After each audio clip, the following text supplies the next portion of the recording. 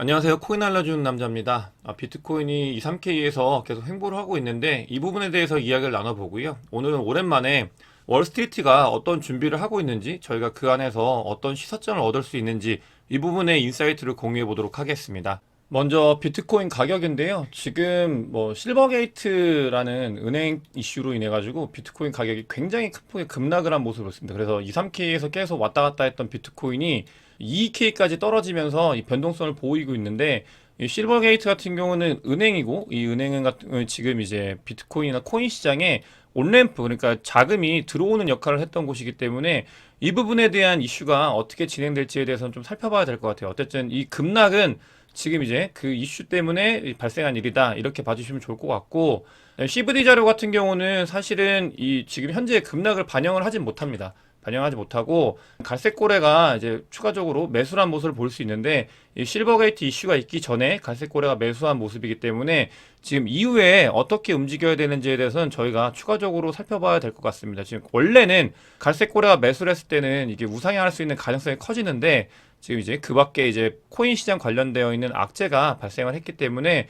가격이 급락을 했고요. 그 부분에 있어서 고래들이 어떻게 움직이는지도 추가적으로 제가 나중에 자료를 통해서 확인해 보도록 하겠습니다. 다음으로 이제 중장기적으로 비트코인이 어디 있는지에 대해서 제가 종종 말씀을 드리는데 오늘도 한번 가지고 와봤어요. 이제는 바닥인지 아닌지 이런 부분보다는 저희가 어디서 매수를 하면 좀 더 큰 수익을 얻을 수 있을지 저희가 얼마 기간 동안 매수를 하면 좋은지 이 지점에 대해서 좀 이야기를 드리려고 하는데 그러니까 DCA라는 게 사실은 여러분들께서도 아시겠지만 그러니까 불장이 오면 많은 사람들이 이때 이제 매수를 하기 시작합니다. 이 구간에서. 그러면 아무리 열심히 매수를 해도 하락장이 오면은 이거는 무조건 마이너스가 날 수밖에 없어요. 그러면 비자발적 장기 투자가 되고 제가 이제 지표상으로 가지고 온 장기 홀더들 이런 장기 홀더들이 보통 이 군데에서 매집을 한 사람들이라고 말씀을 드렸잖아요. 그렇기 때문에 저희가 좀 더 스마트하고 전략적으로 돈을 더 잘 벌기 위해서 어디서 이제 매집을 해야 되는지도 되게 굉장히 중요한데 지금 그래서 이 매집 구간이 어디냐 이걸 가지고 와봤습니다. 근데 지금 이 지표가 말하는 건 이제 매집 구간에 도달을 했다. 지금부터 1년간 매집을 하면 굉장히 좋은 이제 상승장을 먹을 수 있다. 이렇게 얘기를 해주는 그런 자리다라는 걸 제가 가지고 왔어요. 지금 이제 2015년도 그렇고, 2017년 때도 그랬고, 2020년 때도 그랬고, 지금 자리가 이제 매집을 하면 1, 2년 뒤에 이제 불장이 와가지고 저희가 거기서 이제 큰 돈을 벌 수 있는 그런 구간이 다가오고 있고, 이 기간 1년 동안 이제 DCA를 하는 거죠. DCA라는 거는 분할 매수인데 1년 동안 분할 매수를 하면은 수익이 좋을 거다. 그런 지점이 왔다라는 지표를 가지고 와봤습니다.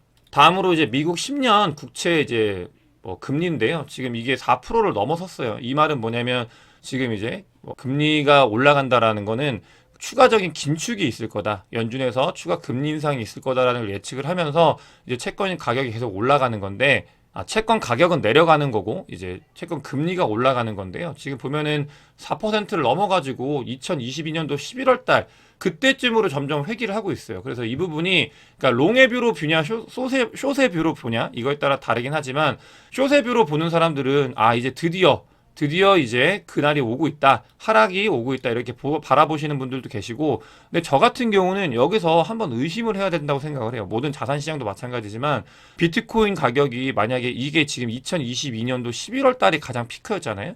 그때로 이제 미 채권의 그 금리가 그때로 올라간다고 하면은 비트코인 가격이 그때는 16K였습니다. 16K였고 지금 만약에 그 가격 근처로 갔다고 하면 비트코인 가격은 지금 2, 3K가 아니라 그 근처인 뭐 17K, 18K에서 놀아야 되는 건 아닌가 이런 의문을 저는 한번 가져야 된다고 생각을 해요. 저는 롱의 뷰로 보기 때문에 그렇기 때문에 이런 것들이 비트코인뿐만이 아니고 다른 자산 시장도 좀 버티고 있는 모습을 보이고 있지만 지금 이게 과연 어떤 걸 의미하는가 지금 이제 하락을 이제 앞두고 있는 것인가 아니면 그때와는 분위기가 다른 걸 의미하는 것인가에 대해서는 저희가 한번 여기서 살펴봐야 된다. 이런 것들은 전문가들도 의견이 갈리기 때문에 본인이 바라보고 있는 뷰에 따라서 저 같은 경우는 지금 2023년도는 완연한 이제 상승이 있을 거다라고 바라보는 뷰에서 물론 그 안에서 제가 늘 말씀을 드리잖아요. 긴축과 그 다음에 이제 경기 침체의 이 두 가지의 변수는 계속 시장을 흔들지만 저는 어쨌든 점진적인 우상향을 한다라는 뷰로 보고 있기 때문에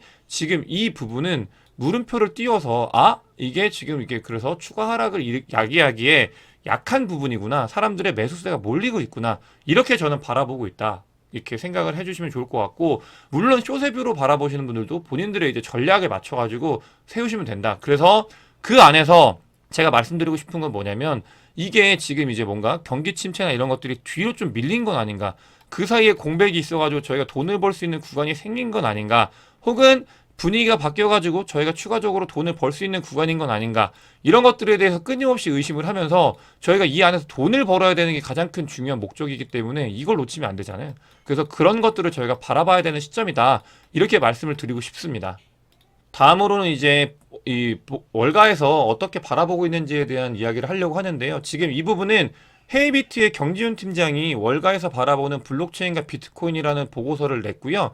이 보고서 같은 경우는 제가 영상에서도 여러 번 언급했던 말과 행동에서는 행동을 봐야 된다, 제가 자주 말씀을 드렸잖아요. 이 월가에서 하는 행동을 봐야 된다, 이런 말씀을 드렸었고, 월가는 지금 이제 준비를 하고 있다, 인프라를 준비를 하고 있다, 이런 말씀을 계속 드렸었는데, 이 부분이 보고서에 잘 정리가 되어 있어요. 저랑 가지고 있는 뷰가 너무나 비슷하고 했기 때문에 제가 이걸 가지고 와봤고, 이 자료는 제가 헤이비트에 직접 연락을 해가지고 이 영상으로 제가 리뷰를 해도 되는지, 이걸 허락을 받고 그 다음에 컨펌을 받은 다음에 이 영상을 찍고 있다라는 걸 여러분들께 공유를 드리겠습니다.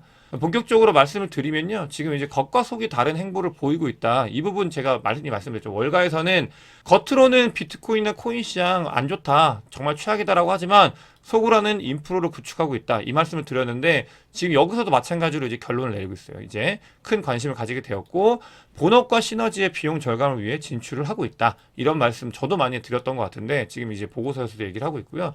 결국은 뭐냐면 이 월스트리트에서 제일 중요한 건 돈입니다. 돈. 이 부분을 여러분들께서도 꼭 인지를 하셔야 돼요. 돈이 되냐 안 되냐, 이렇게 돈이 되는지 안 되는지 물음표를 띄워놓고 돈이 된다, 예스라고 이미 결론이 났어요. 이미 되게 오래전에 월스트리트에서는.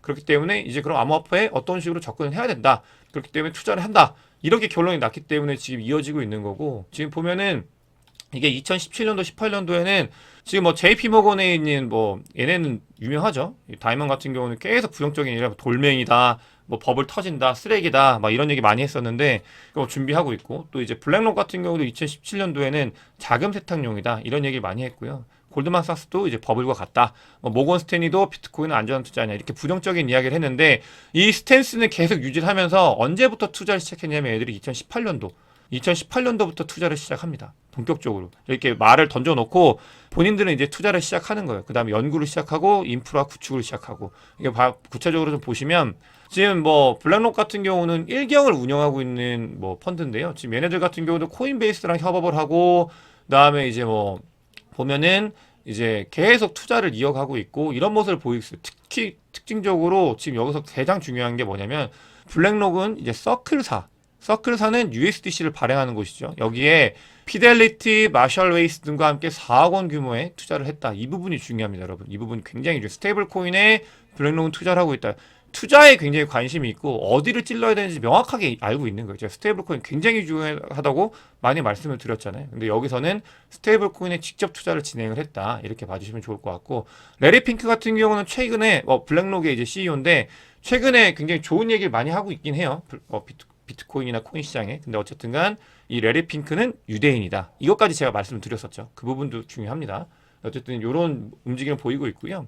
그 다음에 이제 피델리티 같은 경우는 이런 투자뿐만이 아니고요, 실질적으로 굉장히 중요한 부분이, 그러니까 웹3에 있는 NFT 마켓플레이스, 메타버스 이런 곳에 굉장히 투자를 하고 있고요. 또 프로덕트에도 투자를 하고 있고, 지금 그것보다 더 중요한 거는 캐나다에 있는 비트코인 현물 ETF를 운영을 하고 있습니다. 제가 이거 굉장히 중요하다고 말씀드렸잖아요. 얘네들 같은 경우는 인프라 구축 다 돼가지고 미국에서 이제 비트코인 현물 ETF 나오게 되면은 제일 먼저 뛰어들 거예요, 이 피델리티 같은 경우. 그거 하려고 지금 시타다라고 EDXM 거래소 만들고 하고 있잖아요. 이 부분 제가 연결해가지고 계속 많이 말씀을 드렸던 부분인데, 그런 것들 지금 진행을 하고 있고, 이런 것들이 다 연결이 돼요. 얘네들이 왜 이런 것들을 하는지는 연결이 되고, 그래서 이런 것들을 하겠구나. 그럼 그 안에서 저희가 어떻게 돈을 벌어야 될지, 이런 것들을 캐야 되기 때문에 이런 것들을 저희가 봐야 되고요. 다음으로 이제 뭐 JP 모건 같은 경우는 유명합니다. 뭐 제이미 다이먼 같은 경우는 워낙 부정적으로 얘기하고, 지금도 부정적으로 얘기해요, 이 CEO는. 근데 하는 거는 특허도 내고 월렛도 만들고 그런 것들을 하고 있어요. 이 말은 뭐냐면 오히려 더 진심이다, 본인들이 이제 이걸 확보하고 싶다, 이런 얘기하고 있죠. 이 월렛 같은 경우는 어떻게 보면 이 암호화폐 시장의 허브이기 때문에, 포털이기 때문에 굉장히 중요한 건데, 얘는 아예 그냥 특허를 내 가지고 자기들 이제 JP 모건 월렛이다라고 이제 해갖고 준비를 하고 있는 그런 모습을 보이고 있다라고 봐주시면 좋을 것 같고, 제가 이제 월가의 이제 투자나 이런 것들을 넘어서 저번에 한번 말씀드렸어요. 이제 디파이 시장은, 그러니까 외환도 이제 디파이로 이제 될 거다, 이런 말씀을 드렸는데, 사실 이게 실제로 실험을 하고 있는지는 몰랐어요. 근데 이 보고서를 보니까 지금 이제 JP모건 같은 경우는, 그러니까 어떤 걸 했냐면, 그러니까 아벨을 이용해 가지고 디파이인데요. 지금 여기서 이제 싱가폴 달러를 엔화로 바꾸는 실험을 했어요. 이게 싱가폴 달러 엔화로 이제 환으로 옮기는 게 아니고 직접 이제 레가시에 있는 그런 환거래를 이용한 게 아니라 이 디파이를 이용해 가지고 환거래가 되는지를 테스트를 했다. 이 외환을 테스트를 했다. 근데 이게 성공을 했다. 이런 모습을 볼 수 있습니다. 지금 이 부분 같은 경우는 뭐 사실 외국에 한 번이라도 송금을 해보신 분들은 잘 아실 거예요. 너무 답답하고 비효율적이고 이걸 내가 왜 하고 있고 수수료가 더 많이 들고 진짜 답답하다, 이 생각 많이 하셨을 텐데, 실제로 그래가지고 이제 외국에 한국 사람들 중에서도 미국에서 공부한 유학생들이 이 암호화폐 블록체인에 그 웹3 기업을 창업한 사람들이 굉장히 많습니다. 근데 그런 사람들 보면은 보통 이제 환거래가 얼마나 비효율적인지, 레가시 금융이 얼마나 엉망인지에 대해서 잘 인지를 하고 이걸 바꾸려고 이 블록체인 시장에 뛰어든 사람이 굉장히 많아요. 그 정도로 이런 외환 시장이 낙후되어 있는데, 그런 것들이 지금 이제 디파이나 어떻게 보면 코인, 암호화폐를 통해서 이제 바뀌어가고 있는 거를 개인이 하는 게 아니라 지금 이제 월스트리트에서도 실험을 하고 있다. 이 말은 이런 것들이 굉장히 앞으로 이제 각광을 받을 거다라는 것 같은 거기 때문에 이 부분을 저희가 좀 봐야 될 것 같습니다. 근데 여기서 여러분들이 결제이기 때문에 무슨 리플 이렇게 이 인사이트를 이어가면 안 돼요. 왜냐면은, 그러니까 생각해보면은 리플 코인으로 결제하는 거는 의미가 없어요. 리플이 왜 결제 시스템의 그런 메타가 되냐면, 이 리플 코인으로 하는 게 아니고, 리플은 XRP라고 해가지고 결제 모듈이 따로 있어요. 여러분들께는 잘 모르시겠지만 이 뭐 엑스커런시나 엑스스피드인가 그런 게 있어가지고 결제 모듈이 별도로 있어가지고 그게 이제 레가시의 결제 시스템을 대체할 수 있다라는 거기 때문에, 지금 이런 환거래에 있어서 이런 뭔가 코인이 왔다 갔다 하고 이 디파이로 테스트하는 거는 다른 부분이다라는 걸 꼭 인지를 하셔야 됩니다. 저는 실제로 이걸 제가 알고 있는 거는 그걸 통해서 이 리플의 XRP 인프라를 통해서 송금하는 서비스를 만든 사람들을 알기 때문에 제가 말씀을 드리는 거예요. 그렇기 때문에 그 부분에 있어서 누구보다 잘 알고 있다. 실제 서비스 프로덕트를 만든 사람과 제가 거기에 자문도 구해준 적이 있다. 이런 말씀을 드립니다. 혹시라도 또 리플 때문에 뭐 댓글 다실까봐 미리 말씀을 드리는 거예요. 다음으로 이제 뭐 케이스터드로 EDXM이 있는데요. 이 EDXM 같은 경우는 뭐 많이 말씀을 드렸죠. EDXM 월가에서 만드는 이제 거래소인데, 이것도 중요하지만 이거 다음에 수탁 서비스가 이어질 거고, 이 수탁 서비스가 이어지면 비트코인 현물 ETF가 나올 거다.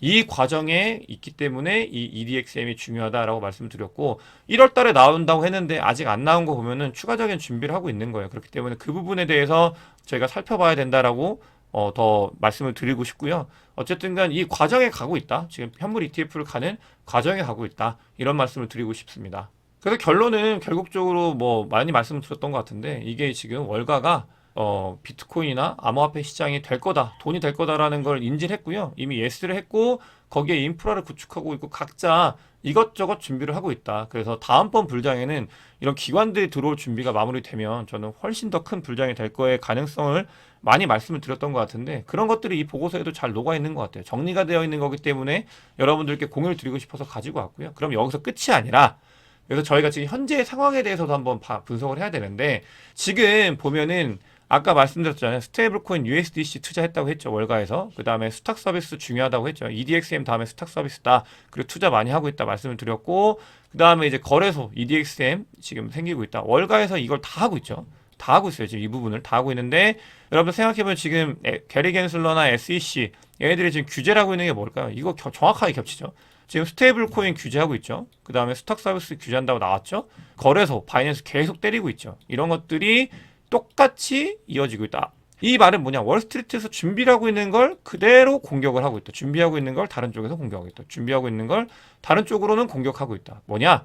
월가가 잘 들어올 수 있게 준비를 해주는 모습인 거죠. SEC가. 이 규제기관이 잘 들어올 수 있게 준비를 해주고 있고, 월가가 그래서 들어오게 되면 결국은 현물 ETF 다 먹을 거고, 미국이 크립토 시장에 이제 힘을 가져올 거다. 이런 준비를 하고 있다라는 걸 저희가 여기서 볼 수 있습니다. 그렇기 때문에 저희는 그러니까 제재를 한다고 망했다가 아니에요. 절대. 제재를 한다고 저희는 이게 망했다라고 뷰로 바라보면 안 되고, 아, 왜 얘네가 제재를 하는가? 월가에서 들어오려고 그걸 자리 터주려고 지금 준비를 하는 거잖아요. 그렇기 때문에 그런 부분들을 봐야 된다. 댓글에 이제 보면 가끔 이제 뭐 코인 시장 끝났다라고 하는데 절대 그렇지 않습니다. 저는 절대 그렇게 보지 않습니다. 어쨌든간 이런 준비를 하고 있다라는 걸 여러분들께서도 인지하셨으면 좋겠고요. 다음으로 일본에 대해서 제가 많이 말씀을 드렸는데, 일본 예전에 제가 이제 중요한 변화가 일본 스테이블 코인 규제가 풀린다라고 말씀드렸잖아요. 근데 그거의 실천으로 실제로 지금 일본에 있는 그 은행들이 스테이블 코인 실험을 한다고 해요. 무려 세개의 은행에서 스테이블 코인 실험을 한다. 굉장히 큰일이에요, 이거. 어마어마하게 큰일이고, 지금 그 다음에는 이제 계속 착착착 일본도 진행을 하고 있는 거예요. 이 단계가 있는데 그 단계를 지금 진행을 하고 있고요. 이 지금 중요한 건 여기서 끝이 아니라 일본이 이 실험을 시작을 하면은 어디가 영향을 받냐면 한국이 영향을 받습니다, 여러분. 한국이 무조건 따라하게 돼 있어요. 이거는 만고불변의 진리입니다. 정책이 없으면 일본 정책 보면 한국이 어떻게 될지 방향성을 다 보거든요. 한국에 있는 이 출산 정책들 뭐 이런 거 저출산 요즘 문제 많은데 다 일본 거예요. 뭐 크립토 관련돼 있는 정책도 다 일본 거고. 그렇기 때문에 이런 것들이 이제 조만간 한국에도 영향을 미칠 거고, 한국에 있는 은행들도 스테이블 코인 관련돼서 이야기가 나올 거다. 근데 저는 개인적으로 이제 신한은행이 제일 먼저 이야기가 나올 거다라고 생각을 합니다. 이건 뭐 단순합니다. 이 신한은행은 제일교포들이 만든 은행이고 일본 은행이기 때문에 가장 영향을 많이 받아요, 밀접하게. 그래서 일본에 있는 신한은행이 일본계라고 하면 안 되지. 어쨌든 이 신한은행이 제일 먼저 이제 스테이블 코인 관련돼서 뭔가 일을 만들지 않을까 이런 생각을 하면서 오늘 인사이트를 공유를 드렸고요. 혹시 영상이 도움이 되셨으면 구독과 좋아요, 공유 많이 부탁드리겠습니다. 영상 봐주셔서 대단히 감사합니다.